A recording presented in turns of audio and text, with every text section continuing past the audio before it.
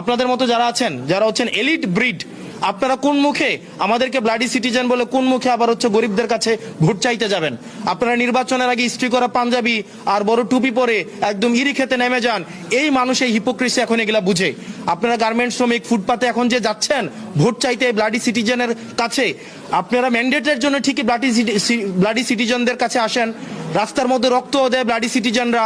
এই ব্লাডি সিটিজেনের রক্তের উপরে দাঁড়িয়ে আপনারা বিদেশে ব্যবসা করেন, ছেলে মেয়েদেরকে বেগম পাড়ায় রাখেন, সেফ এক্সিট নেন, ডুয়েল সিটিজেনশিপ নেন, এবং নিরাপদ যখন দেখেন তখন বাংলাদেশে এসে ব্লাডি সিটিজেনদের রক্তের উপরে দাঁড়িয়ে তখন আবার নির্বাচনে দাঁড়াবেন।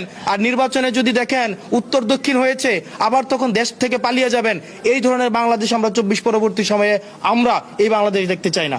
সেটি নিয়ে আমরা নির্বাচন কমিশন আপত্তি জানিয়েছি এবং সকল আইনজীবী এই জহিরুল ইসলাম মুসার প্রতি যে ধরনের আচরণ করা হয়েছে, এটা সকল আইনজীবীদের প্রতি আমি মনে করেছি এটা তাদের মানহানি করা হয়েছে।